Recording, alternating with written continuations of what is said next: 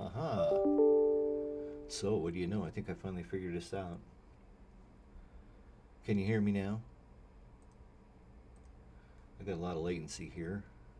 Okay. Aha. So check test. Oh, there we go. Okay, so now it's starting to catch up a little bit. That's weird. Can you hear me now? Hey, folks. How's everybody? I got a lot of latency here. Okay. I made it. Yes, I did. So check test. Oh, there we go. Thank you. So now it's okay, so let me get a little bit of noise turned off here. All right. And let's see. I'm going to come back over here. So I'm watching this. And I think we're good to go. You should see this mess I got going here. How's the audio? Does sound good? Hi, Julie. Ivan, Josie, RV Journey. Thank you for coming along. You can hear me. That's awesome. Thanks so much. Let's see. Oh, Randy, you managed to stay awake. Hey, I know the feeling, dude. I don't know. You know, I thought maybe things would get better once daylight saving started, but no, I'm still waking up at 4 in the morning. So be sure and check in. Let me know where you're viewing from tonight over in the chat. If you're so inclined, that would be great. I'm going to hang out for just a few minutes. It's been my experience that these live streams, they take a few minutes for people to kind of get connected. Four Ways Travel. Hello, hello, hello. How are you this evening? Yes. So Julie and Ivan and Four Ways. I know, Randy, you're over in Cedar Rapids? Yeah, Cedar Rapids. I think Cedar Rapids, right, Randy? And I am in Pocatello, Idaho. Oh, Four Ways Travel, you're in Arizona. Awesome. I sure miss going to Arizona for winter, I can tell you that much. It's been a long winter, and in fact, we had a really nice week last week, but it got cold and it snowed. And it's been, well, I don't know. The snow's mostly gone. It doesn't make any sense to open that window. It's just too much light. So yeah, oh, Des Moines, okay. Okay, good day from Phoenix. Hi, Rob. And let's see, Julie Gage, she's in Vegas. I used to stop there 2 times a year. Once on my way south, and I would stay over there at the Las Vegas RV Resort out there by Samstown at, what is that, Boulder Highway. And it was an okay place. Didn't mind it. Vegas is kind of a fun town. I personally liked downtown Vegas better. The old town, you know, down on Fremont Street. Sounds good in New Jersey. Hi, John. Welcome aboard. We got Maryland in the house. Ivan, Josie. Hey, thanks. I love you guys too.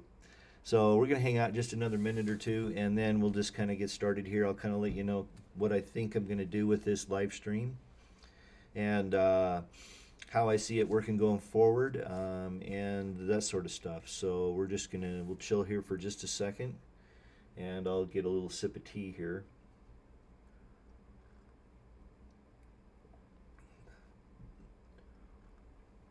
Okay.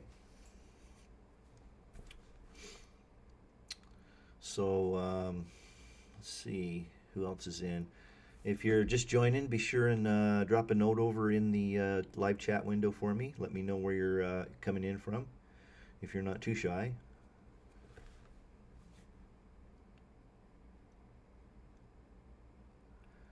All right.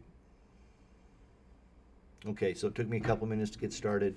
So we're going to go ahead, and I think I finally figured it out. I had one setting wrong, and I had tested this 3 times. That's the way it works. So hi, I guess everybody who's here probably knows me. I am T.R. Bolin.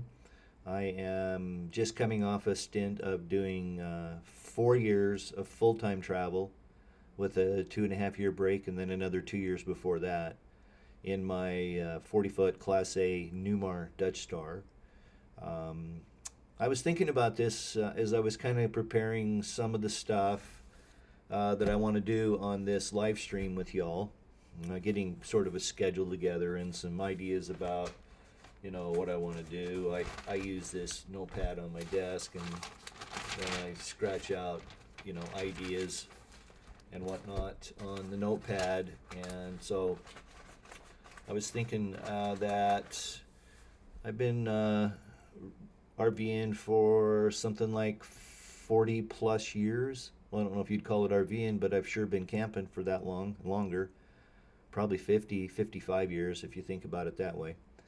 My first vehicle was a 58 Willys Jeep station wagon, and I turned it into a camper.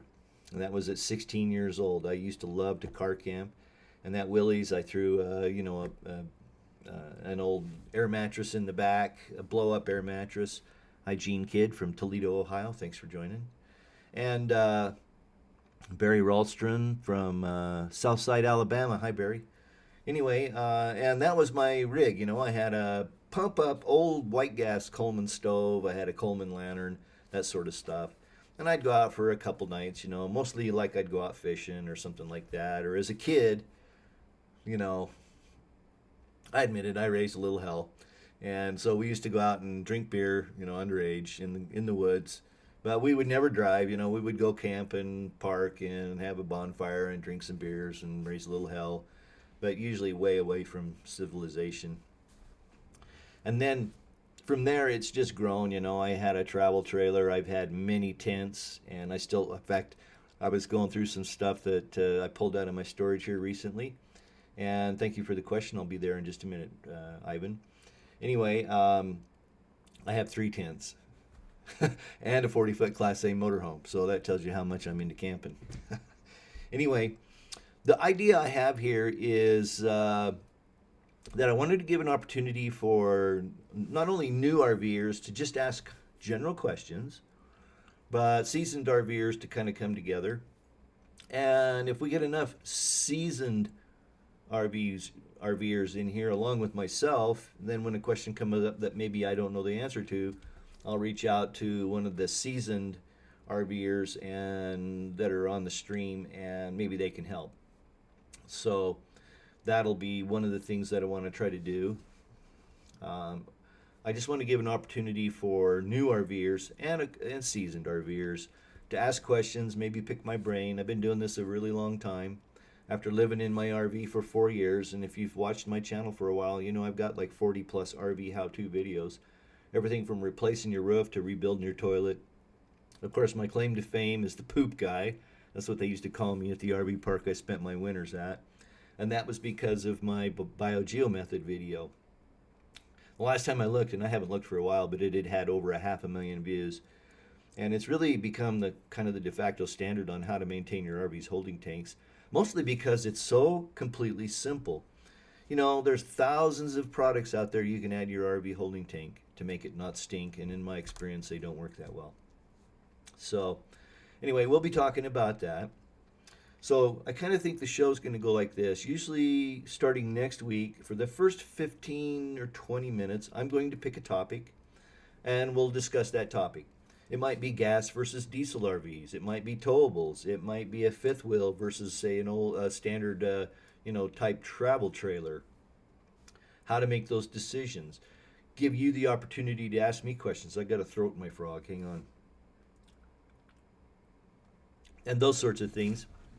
And hopefully just kind of bring the community together.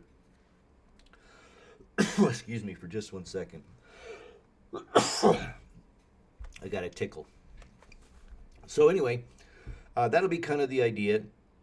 Then we'll spend as much as maybe 45 minutes. I don't want to have these streams run for more than about an hour. But if there's a good enough topic and people are really interested, then I'd be happy to go along longer, but we'll try to keep it to an hour.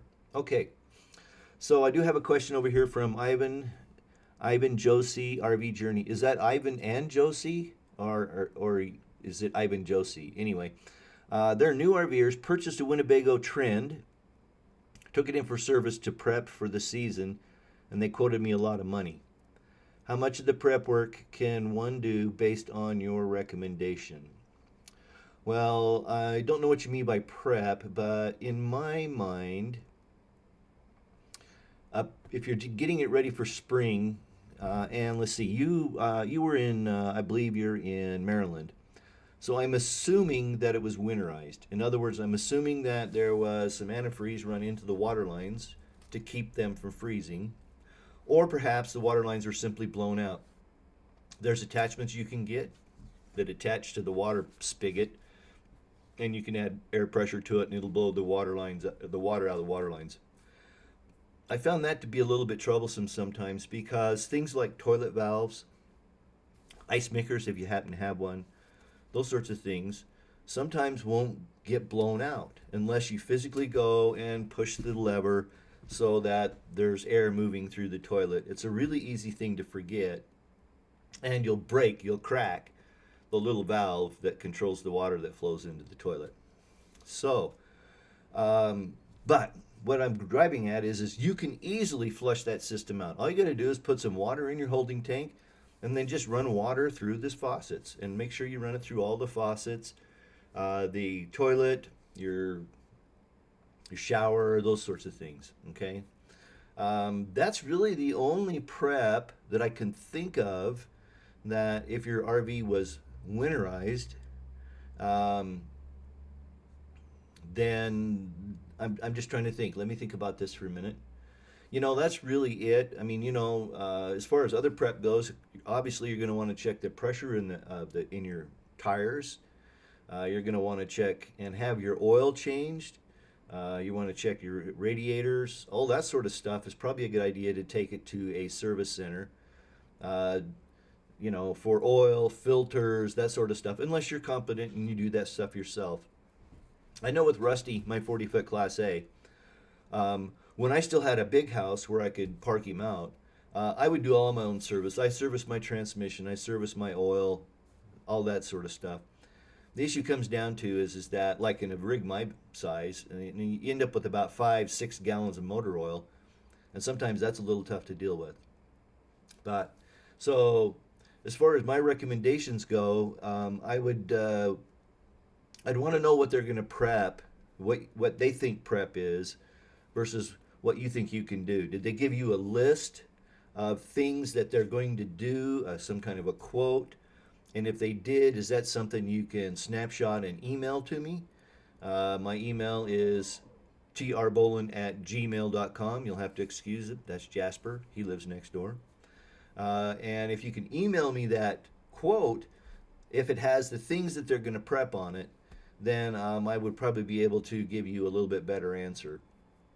So that brings me to something that I wanted to mention real quick before I forget.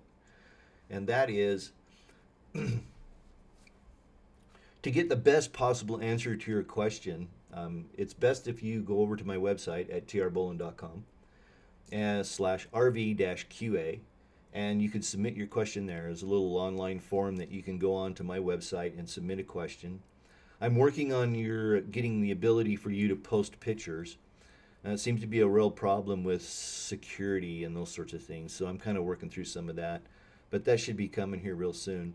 The other thing I'm going to be working on is that I will be starting to, in the next couple weeks, get me back on screen. In the next couple of weeks, I'm going to be working on getting Zoom integrated with my live stream. I participated on a couple live streams for some people that I was doing some contract work over in England here, about 4 months ago, I guess it was over the winter.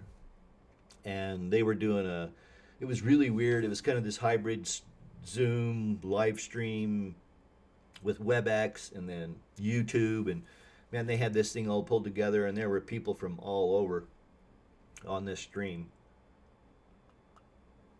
But so I'll be doing that. I'm going to be working on getting Zoom integrated into this. And so if you want to Zoom to us, that would give us a great way to do two-way conversations. And that way you can hold stuff up in front of your camera and that sort of stuff. So let me go over here to the stream real quick and see. You're very welcome, For Ways Travel. It's no big deal. I love sharing my knowledge with people. And I've been looking forward to doing a live stream like this for quite a while. Let's see, Barry Ralstrom. Oh, Southside. Hi, Barry. Let's see. I look like I'm 50. Yeah, you're sucking up to me just to get your question answered. Geomethod Works, Randy.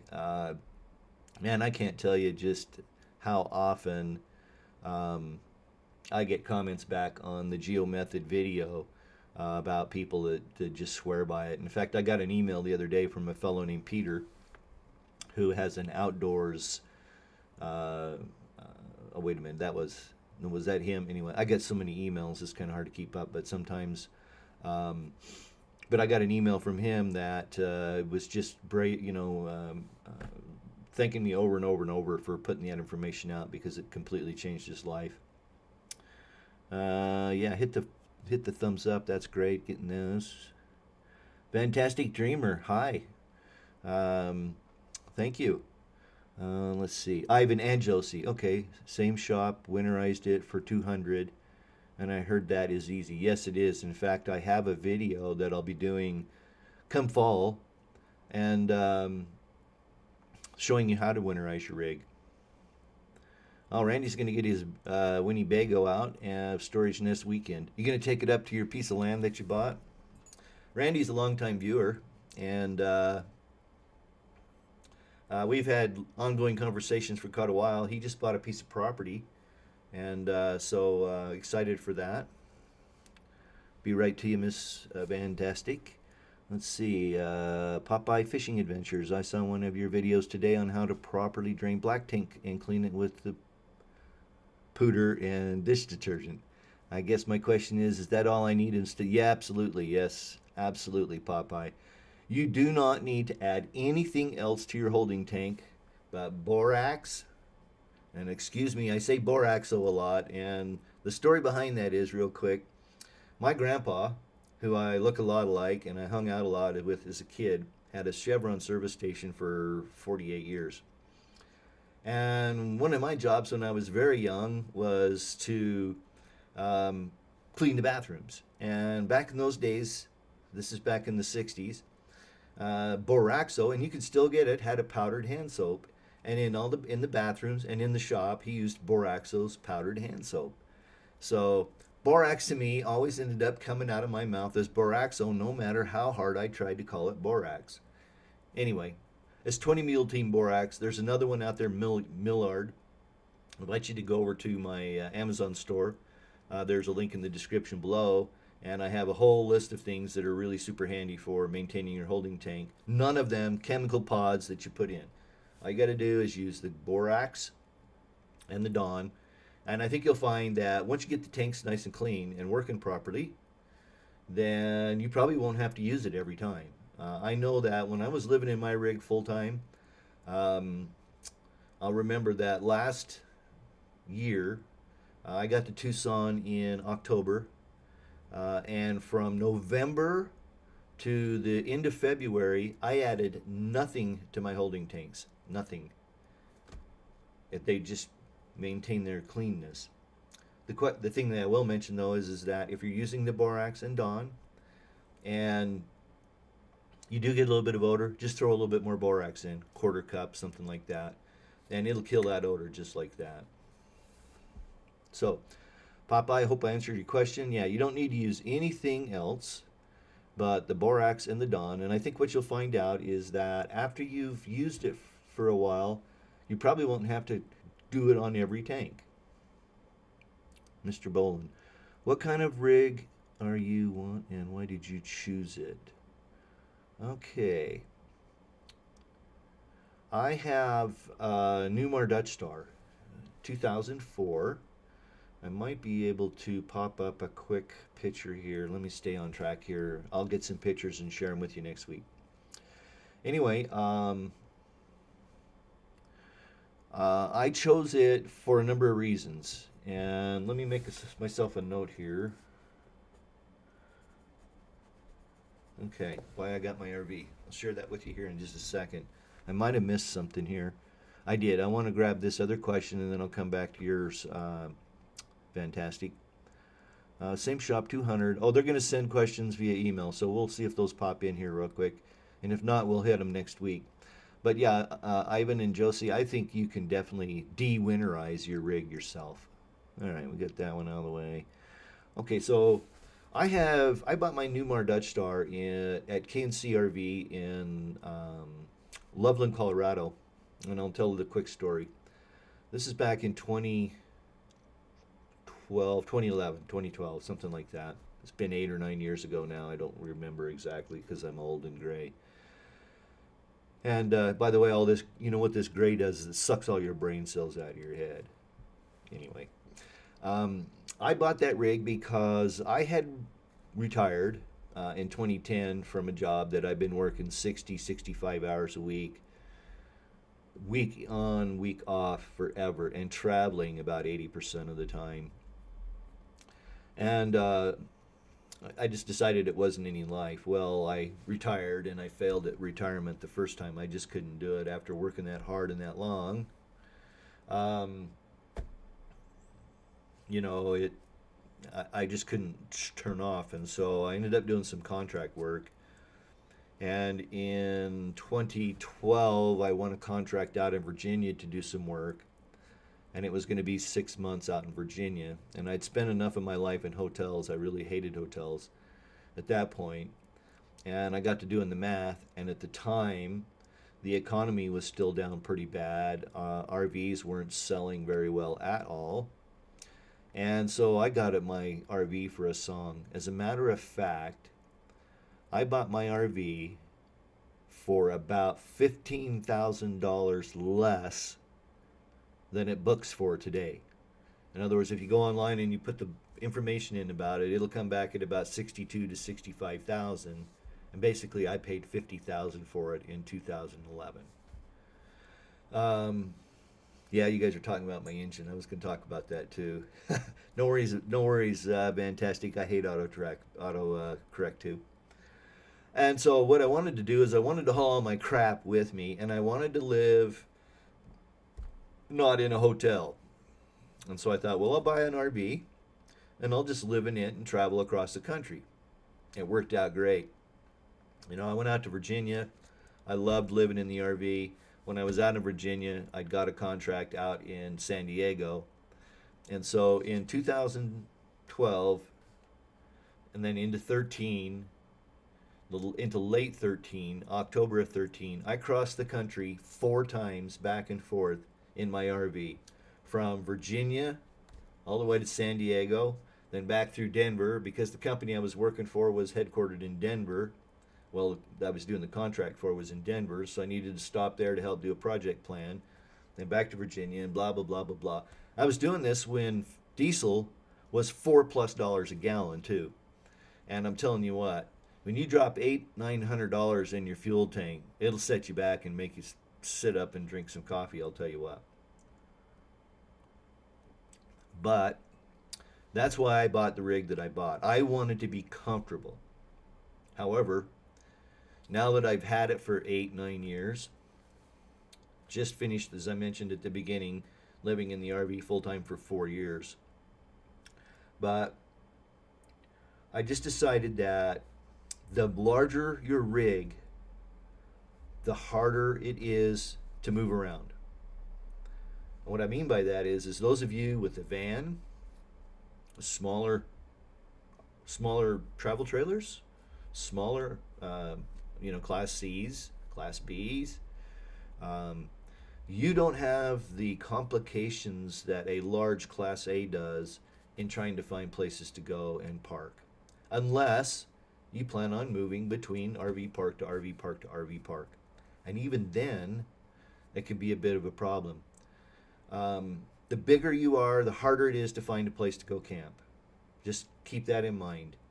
So that's one controlling thing that I'll talk about is, when we get down the road a ways and we do, one of the topics I have is how big of a rig do I need? Well, at the time, I was new to large class RVs, and I thought, well, I just want to be comfortable. I wanted to haul my golf clubs, my fishing rod, my bikes, all this other stuff, that I wanted to haul with me, especially since I was going to be gone from home for 6 months.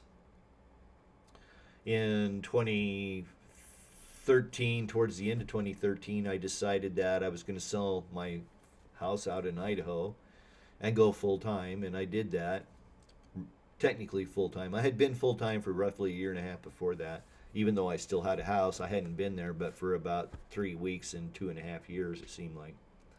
So There's a little chatter going on in the room too about when I had my engine, and I did. I busted a valve in my engine. That was just north of Cedar Rapids, which is probably why I have Cedar Rapids on the brain instead of Des Moines, Randy.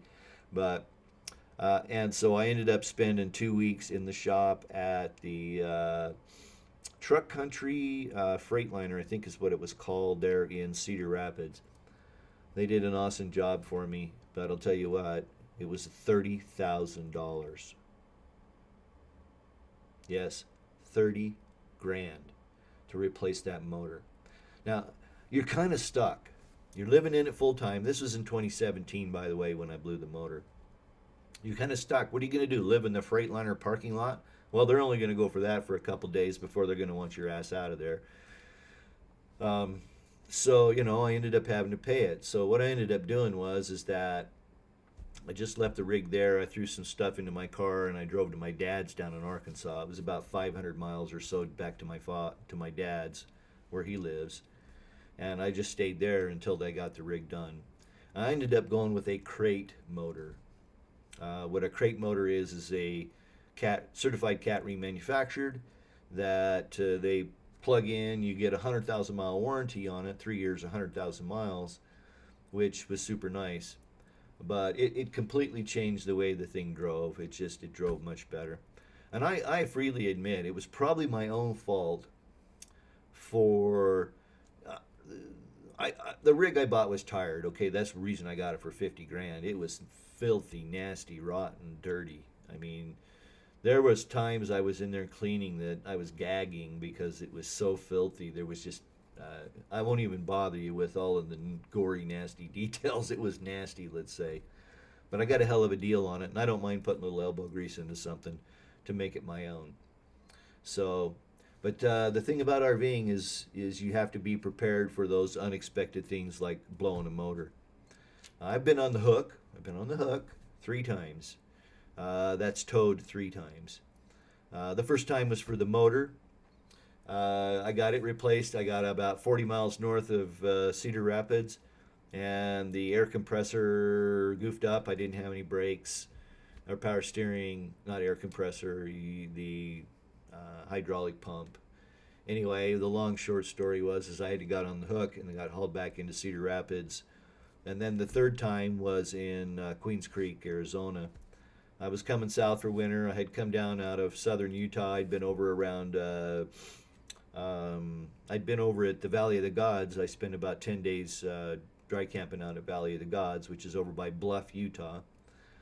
And so headed south for winter. I dropped south because I was headed down to Vegas. I usually would spend 2 or 3 weeks in Vegas every October, late October, and then slip on down into Tucson. I have friends, and I used to go see a band that always played in Vegas at the end of October called Widespread Panic. I'm an old hippie, but that's neither here nor there.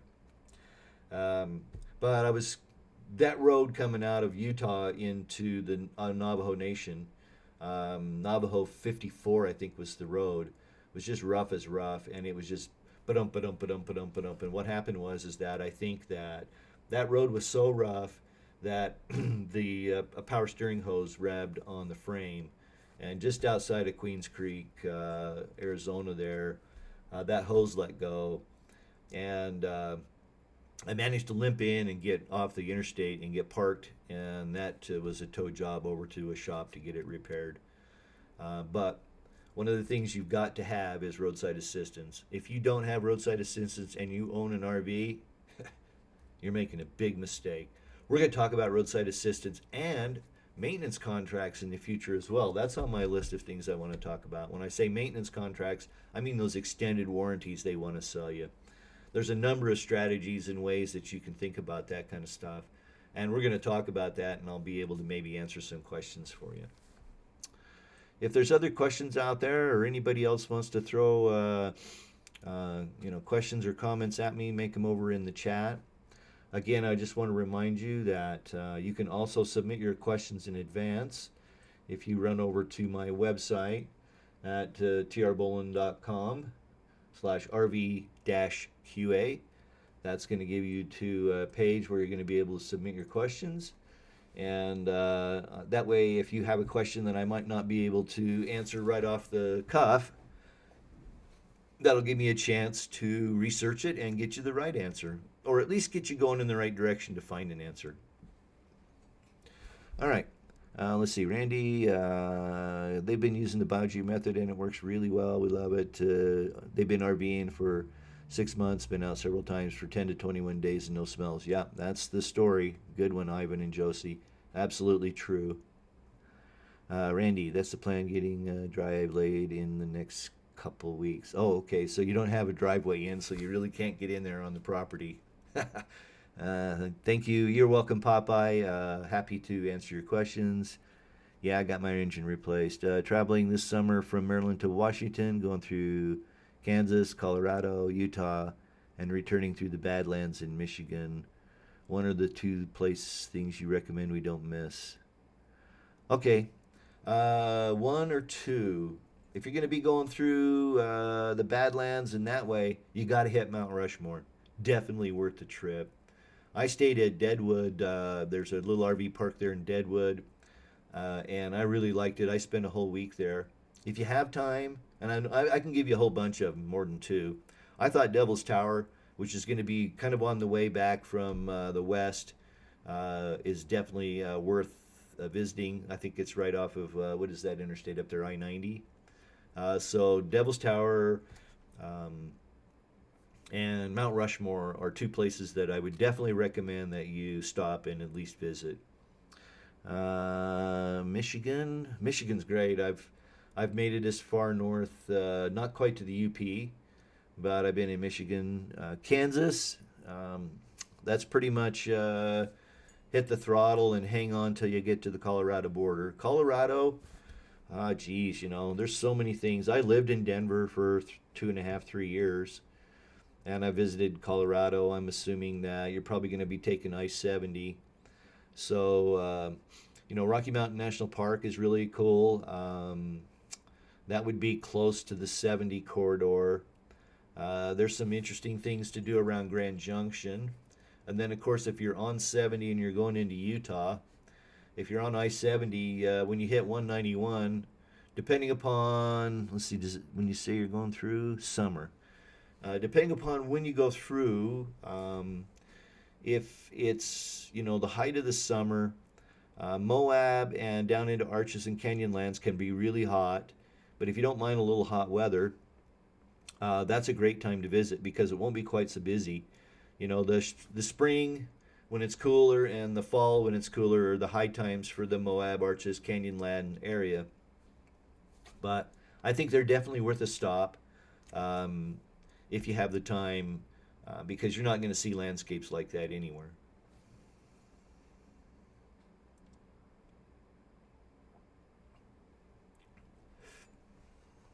Custer State Park is really nice. Yes, Randy, it absolutely is. In fact, I got quite a few really cool pictures at Custer State Park. I got up and close with some buffalo at Custer State Park. So, anyway, okay. Other questions or comments? So again, I'll just reiterate for those that may be just coming on. What I'm hoping is this will be an opportunity or a forum for people to be able to ask questions like Ivan and Josie have been doing, or the Fantastic Dreamer, or Popeye Fishing, and get some clarification. If you got a particular problem that you're having, you'll be able to throw that at me, and I might be able to help you work it out. And if not, then I'll definitely get you started in the right direction as to how to work it out or how to fix it. I'm a big advocate of doing as much of the work as you can yourself because going to the RV shops is expensive, and also they're so busy. There's no RV shops. I remember, oh gosh, this is probably three years ago. I needed to get one of my slides adjusted. It wasn't quite closing properly, and I thought, well, that's not something I want to mess with. I'll just get to the shop. I'll just go into the shop. And so I was up here in Idaho, where I am broadcasting from tonight, because I've bought a Sticks and Bricks. We'll talk about that in a bit. But So I called to try to get on the list to get in and get the slide adjusted, and they said 6 weeks. I'm like, shit, oops, where's my beeper? I need a, I need a cough button, as we called it. Anyway, everywhere I called, I couldn't find anybody that could get me in. And, I thought, okay, well, in that case, I'm going to have to figure this out myself. And it turned out to be really super easy. It wasn't as difficult as I thought it was going to be. So, anyway, I'm a big advocate for trying to do as much of this as much as the repairs you can on yourself. I'm also a big build nerd. I love watching people build out their rigs, vans, buses, remodeling RVs. I've got a number of channels that I watch pretty regularly. And in fact, I'll share some of those with you next week. Let's see. There's BE Adventure Partners. They've been doing a really good job on a bus. They're up in Ontario right now, but I'll get the links all together, and I'll share those with you next week. I do watch a few other RV'ers, but I've been working on a blog article now for about 2 weeks, and I'm trying to look and see what the competition's like. Just roughly. I haven't been able to firm up all of this, but I'll tell you right now. There's no less than about 330 van life channels on YouTube. There's about 600 RV related channels, whether they be touring around, like mine, how to, a little bit of travel vlogging, that kind of stuff. And then bus life, there's about 180 that I've found. Now, I'm sure there's more than that, but I haven't quite finished the research on the bus life. So I think the point is that there's a hell of a lot of competition out there as far as YouTube channels go. But I've sorted through all of the chaff, and I'm down to the ones that I really like, that are really solid, good channels. Less junk, more journey, things like that. I like those kids. There's other channels like that, and we'll talk a little bit about those next week. I'll put that on my list of things that we can chat about. Let's see. Traveling this summer. Okay. All right. Custer State, yeah. Okay. Do I recommend reserve an RV park in these places or play it by ear? I would recommend that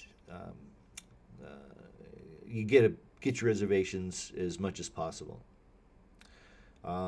Particularly in the summer, particularly this year, because I think what you're going to see, and this has been going on now for the last couple of years, I've noticed in my travels, is that RVing is getting to be really popular, particularly with those in my age group, the 60 pluses. I'm not quite plus yet, but I'm getting there. There's a lot of baby boomers retiring, and there's a lot of people who have the dream of having an RV, going south for winter, doing it full time, whatever the case may be. And what that's doing is bringing to bear a lot of pressure on RV parks, state campgrounds, national campgrounds, and so on and so forth.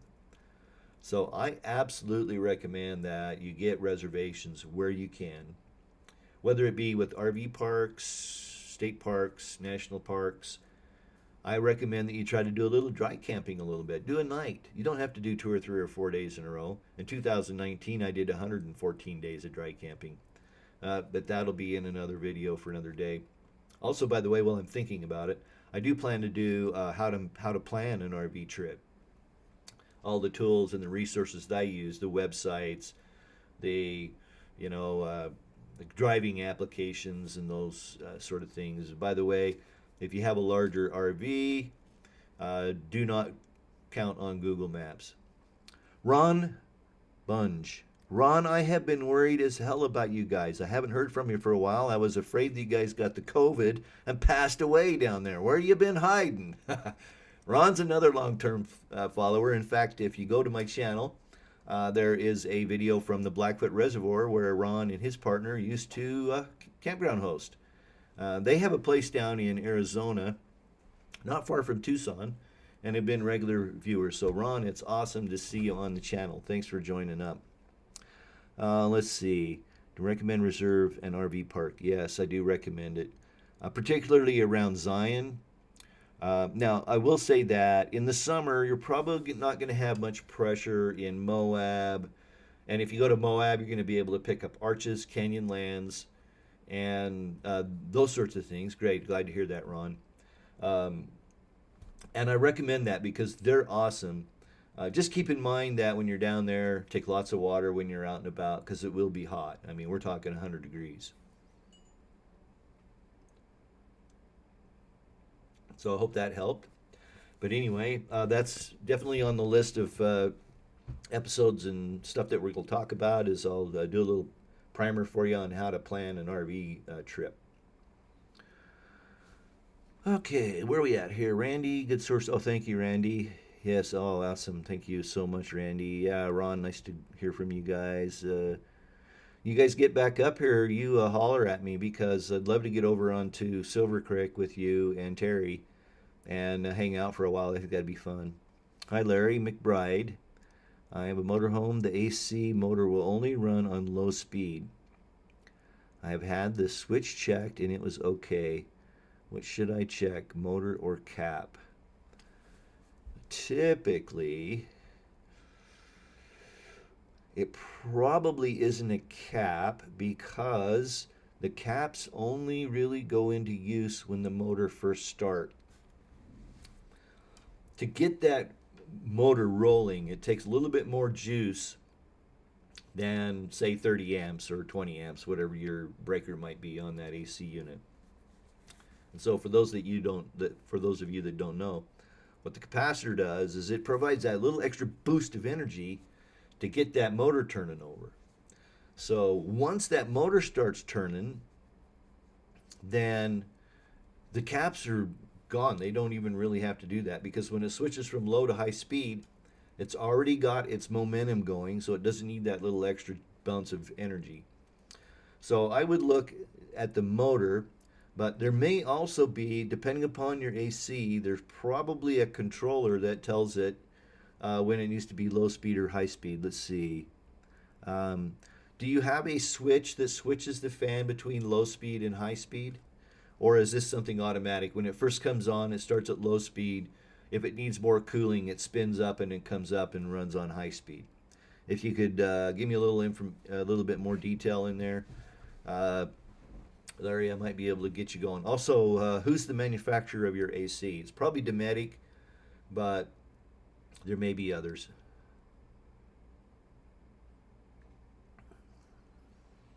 Okay. Ivan and Josie have a question. Cameras and gadgets. Cameras. I have a GoPro Hero 8. I can't really show you it because it's recording. Hang on one second here. Let me grab it.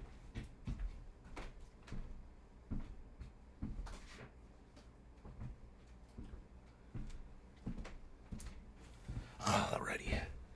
This is my Nikon D7200. It's about maybe 3 years old now. The D7500 was the replacement to this. This is not a full frame, full mirror, blah, blah, blah, blah, blah, D850 that you're going to spend $2,500 on. This camera and lens, I probably have $1,400, something like that. A good solid telephoto is nice to have as well. You can buy these as a kit camera. And if you'd like, you can buy it through my Amazon store and support the channel. Always have to give yourself that shameless plug. Don't hurt yourself, patting yourself on the back. But a good Nikon. I know it's Fords and Chevys. All right, you might be a Canon person. Go get yourself a decent Canon camera. The GoPro Hero 8 I have found to be a great camera. It shoots 4K. Has stabilization built into it, so if you're walking around, it stabilizes the image. There'll still be a little bump in it, but the stabilization in the GoPro Hero 8 is really good. Actually, the Hero 9 is the most current camera. A good tripod is essential. Keep in mind that the heavier the camera, the bigger the tripod you're going to want to get. For your GoPro Hero 8, which is just really tiny, hang on here.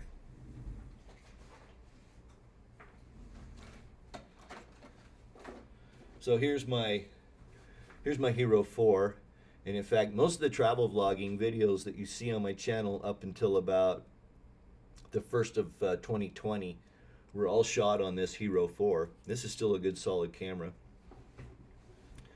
I recommend that you get an accessory kit. It's going to come in a nice bag like this for your camera, be it a GoPro. It's going to have all kinds of various mounts, you know, stuff like this. Wish I could show you this camera. You know, there's the little tripods. The little tripod, you know, is the kind of the handheld tripod I'm sitting the camera on tonight. Recommend that you get 2 or 3 SD chips. Okay. The GoPros use the SD micros like this. And then the Hero 8s, or the DSLR is probably going to use an SD chip like that. Get 2 or 3 of those. I recommend that since you're going to be, I'll be right with you, Larry, I got your note there. Since you're going to be recording this and you want to make sure you save the data, so I'm assuming you're going to take a laptop with you, get in the habit of downloading your chips every night when you're done traveling and put them on an external hard drive. You can get an external hard drive, something like this, for really cheap, and that gives you the insurance you need to make sure that you don't lose those files.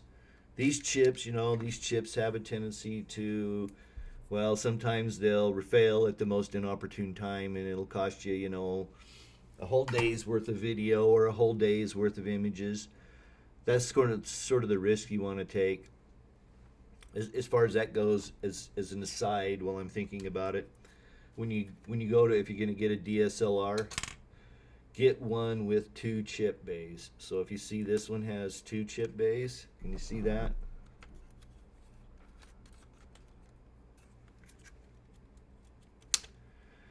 That way you can set it up so that you get a copy on 2 chips of all your work, and that's super handy too. That prevents one chip from ruining a whole day or a whole week of images and video. But the backup, I think, is the most important. You can back it up onto the laptop, but get an inexpensive external hard drive and carry it with you, because that way you won't lose it. You've at least got a backup. For those of you that have been following the channel for a while, may or may not know this, but I was the IT director for a large engineering company for years. And I used to tease people about TR's 10 Commandments of Computing. The first commandment was, thou shalt make backups, and if it's important, make 2. And the second commandment is, it will fail at the most inopportune time. Count on it.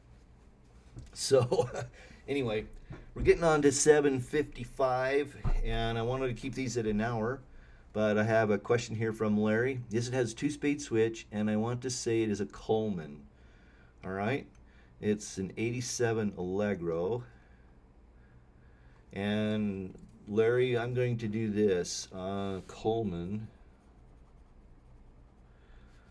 Is it the original equipment?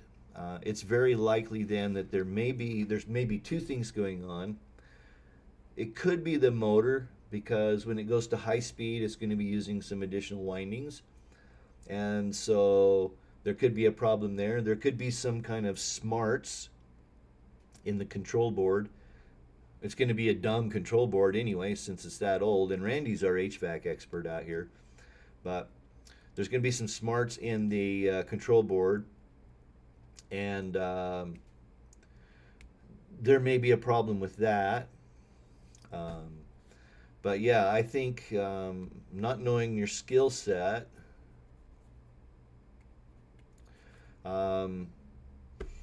you can and they're not really that expensive to replace, to be honest with you. If it does come down to a motor, I think I would price the difference between a motor and a completely new unit. So it has a 2-speed switch. When you kick it to high, I'm assuming it doesn't start, or it won't run. Does it shut off? Okay, so that hopefully will help you, Larry, a little bit. I've got a note here. I'm going to do a little searching on this, and if you tune in next week, I'll see if I have anything to follow up on that Coleman not running on high speed. They had Ivan just Sony NEX5T and want to buy a GoPro 9. Any particular camera lens that you love? Yes. For landscapes, this Sigma 18 to 35 art lens.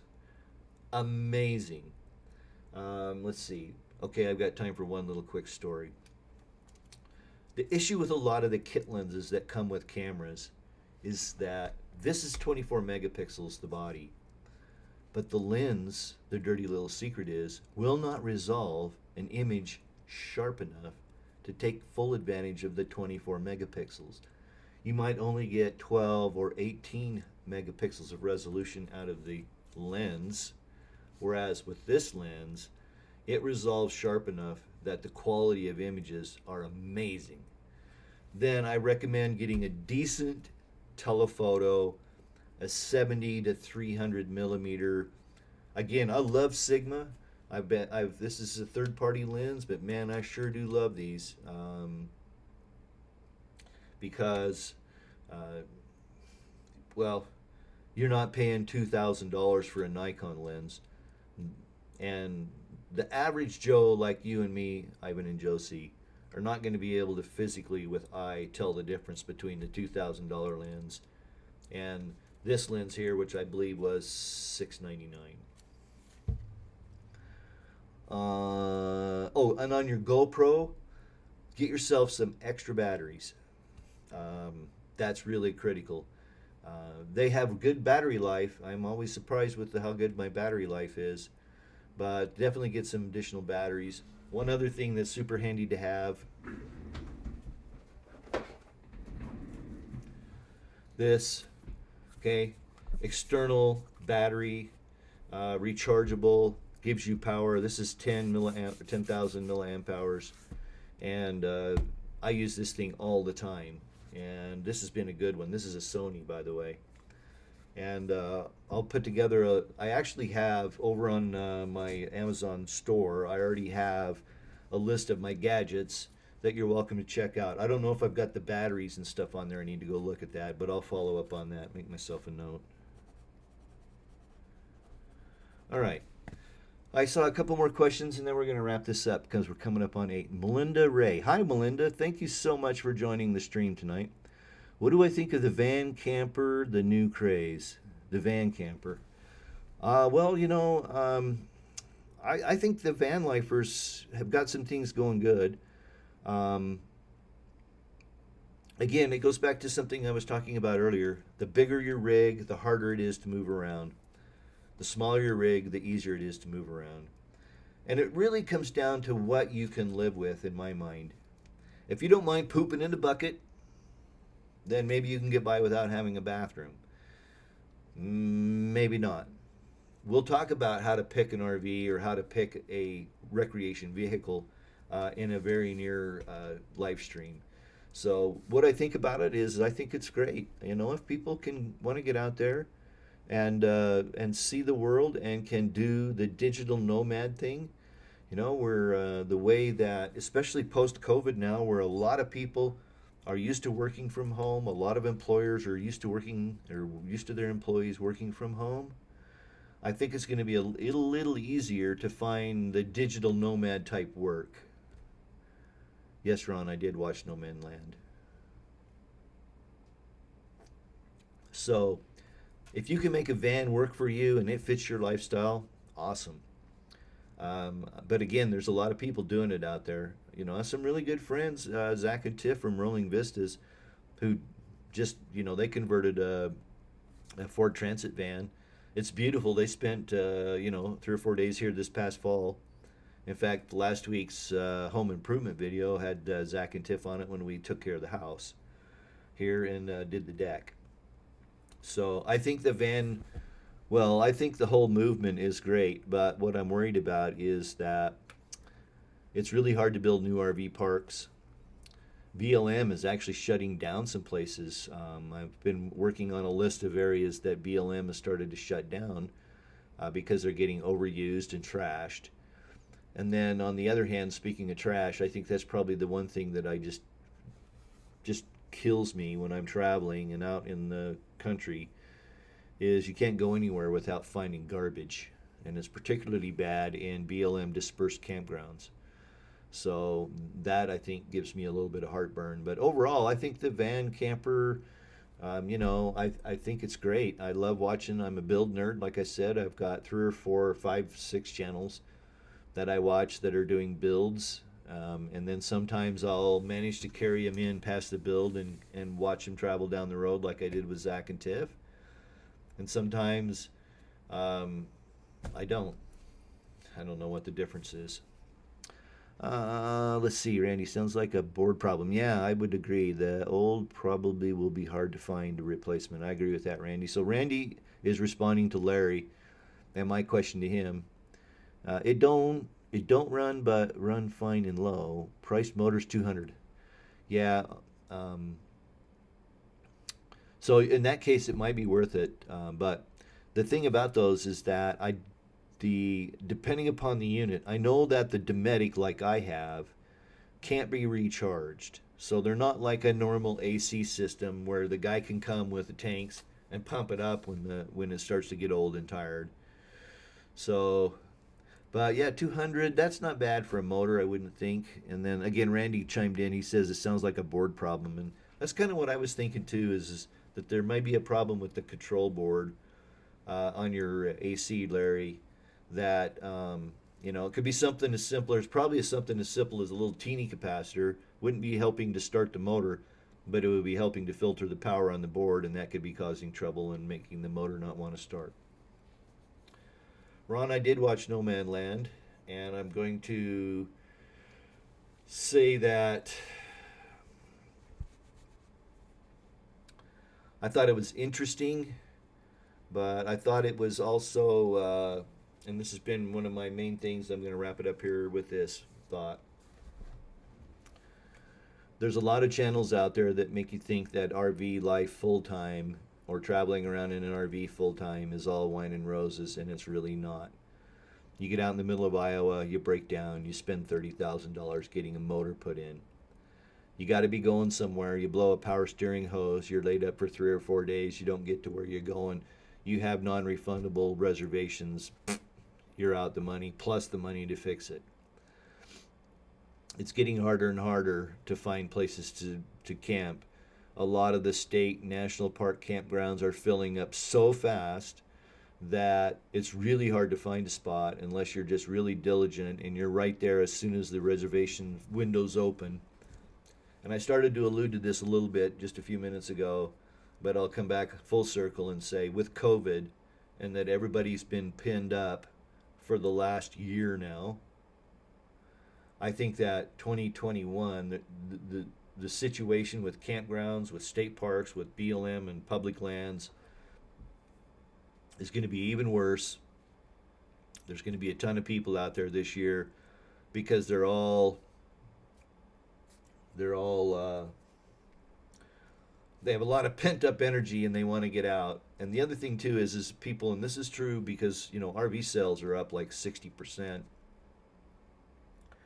People have recognized that an RV is their own little isolation chamber. The only time they really have to get out and interact with people is when you're buying fuel, maybe checking in, talking to your neighbor, those sorts of things. And I think that's partly what's driving this huge surge of RVing. They're not, I agree, Ron, they're not, they're not hotel rooms that you have to depend on somebody to clean. You clean it yourself, you know how clean it is.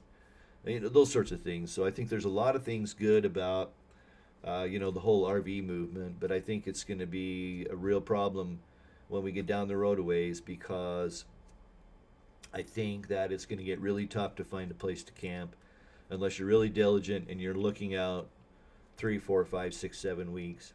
Ivan and Josie, I would recommend that you start planning your trip now. And in fact, next week, I'll make you a deal. I'll do trip planning next week.